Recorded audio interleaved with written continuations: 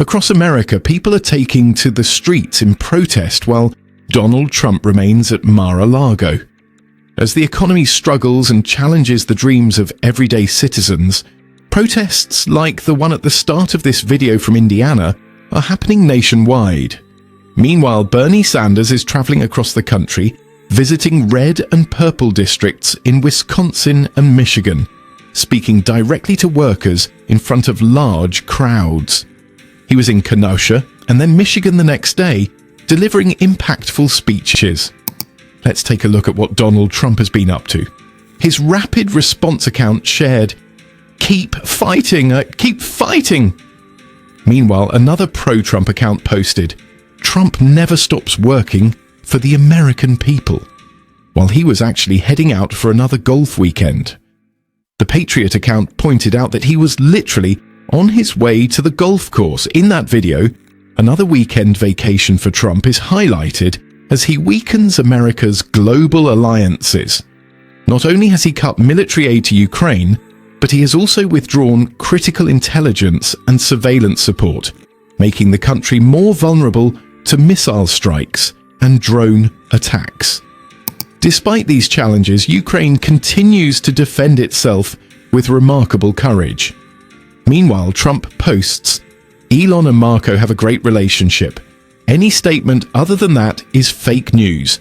DJT."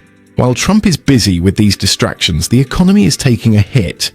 The Atlanta Federal Reserve now predicts a negative 2.8% GDP contraction for the first quarter, whereas projections previously estimated 3 to 4% growth if Biden's economic policies had remained in effect. Yet, instead of addressing this crisis, Trump focuses on trivial matters, like commenting on Elon Musk and Marco Rubio's relationship, responding to reports that his administration is facing internal conflicts. What truly matters is that key positions in the government are being disrupted, leading to instability and economic downturns. Veterans and everyday Americans are being affected, yet Trump spends his time vacationing and golfing. Shockingly, he even reposted this message. "Shut up about egg prices. Trump is saving consumers millions, so just shut up." This is his response to real economic struggles Americans are facing. While Trump is dismissing economic concerns, Russian state media is celebrating his actions.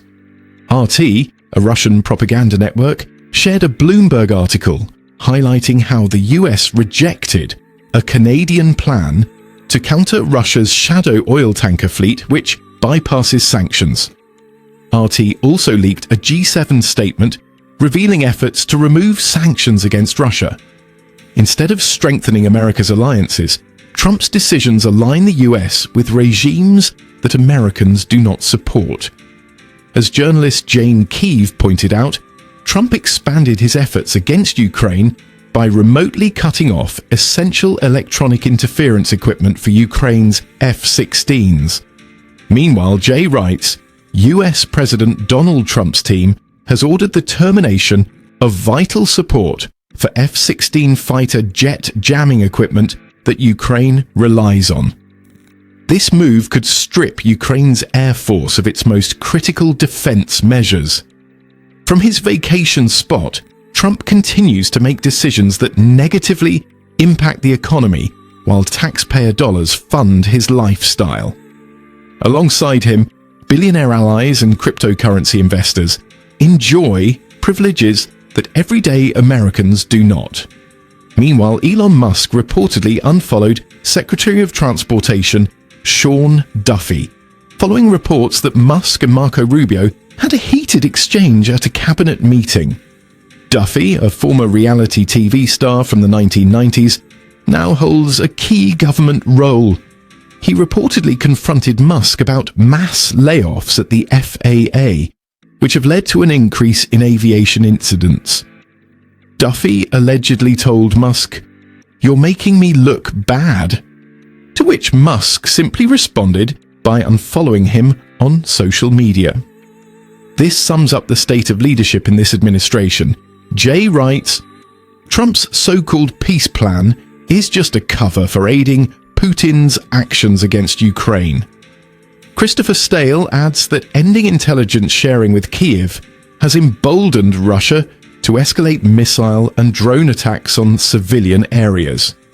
In the past 48 to 72 hours, Russian forces have intensified strikes on non-military targets, and there is speculation that the administration is not only withholding intelligence from Ukraine, but possibly sharing information with Russia. This has led to growing concerns among US allies, who now question whether the country remains committed to NATO. Europe and Canada increasingly see the US as isolated, a dramatic shift from its previous global role. Meanwhile, J.D. Vance took to social media to complain about an incident in Cincinnati where he claimed he was confronted while walking with his 3-year-old. He framed the interaction as harassment, but reports suggest that citizens simply questioned him about his stance on Ukraine. Here's what really happened. Forcing both the Russians and Ukrainians. Right your wrong saddle. Exactly. They certainly invaded Ukraine in 2022. But there needs to be a settlement. Ma'am, we are the aggressor every time. Ma'am, I understand that that's your view, and certainly they have, and certainly I have condemned, ma'am. Please, you're interrupting. I'm speaking with you, and I'm trying to be respectful. I have condemned the invasion, but I've also condemned the potential. That is the policy of the administration, and I've talked to you guys now. Speaking of J.D. Vance, let's revisit Trump's statement about egg prices. Throughout the campaign, Republicans focused on rising grocery costs, blaming previous policies. They claimed that under the current administration, eggs would be unaffordable. Yet now, prices have skyrocketed even further. Trump's agriculture secretary even suggested that Americans should raise their own chickens if they want affordable eggs. Here's a clip of J.D. Vance making egg prices a campaign issue. Eggs, when Kamala Harris took office, were short of $1.50 a dozen. Now a dozen eggs will cost you around $4 thanks to Kamala Harris's inflationary policies. Pennsylvania actually has seen some of the worst grocery price increases of the entire nation, and again, it's because she cast the deciding vote on the Inflation Explosion Act. I think we want Pennsylvanians to be able to afford groceries. We want our young families to be able to buy food at a reasonable price at the grocery store, and the only way to do that is to get back to common sense economic policies and fire Kamala Harris. This is a person who's presided over a $1,000 increase in monthly expenses just to afford the same life you could have afforded 3.5 years ago. It costs you over $1,000 a month here in Pennsylvania. We can do so much better. We certainly will. And as the father of a couple of kids who eat a whole lot, we certainly need to do better for the next generation. God bless you guys. While Trump vacations, the economy continues to decline. The Wall Street Journal recently published an alarming headline: Donald Trump's tariff war risks sinking the world into a new Great Depression. The International Chamber of Commerce, a right-leaning business organization, warns that current economic policies could trigger a crisis reminiscent of the 1930s. Despite these warnings, Trump urges Congress to pass a continuing Resolution CR to fund the government.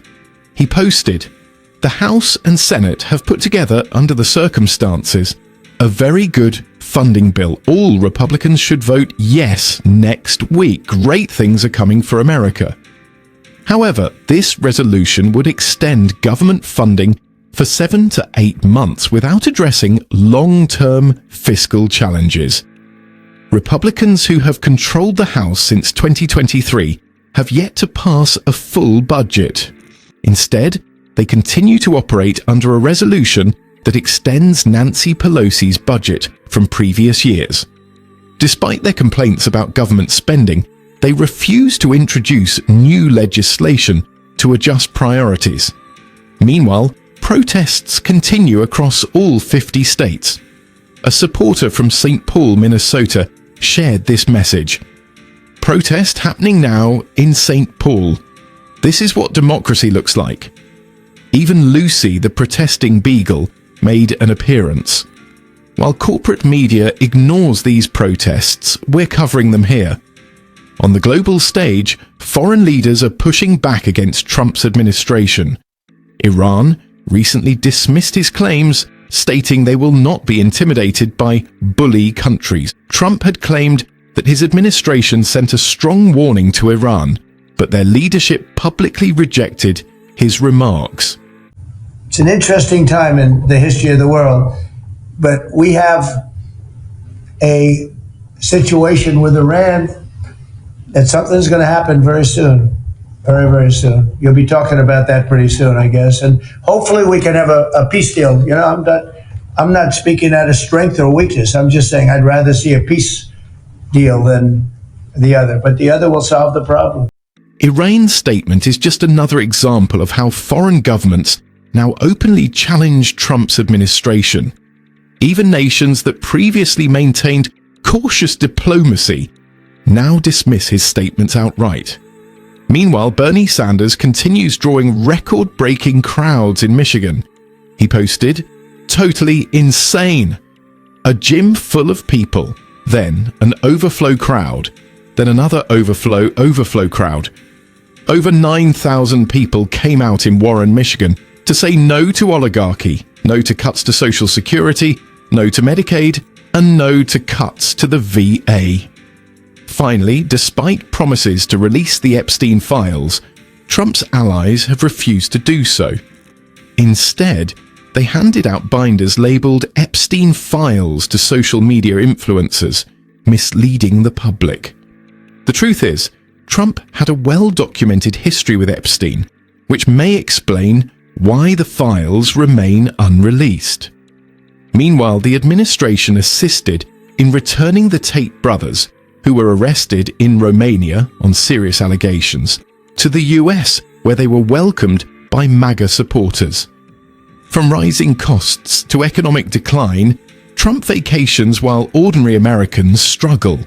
Billionaires and crypto investors strategize while working-class people bear the burden. But the people are rising up, as seen in protests nationwide. Thanks for watching. Stay informed, stay engaged, and subscribe for updates.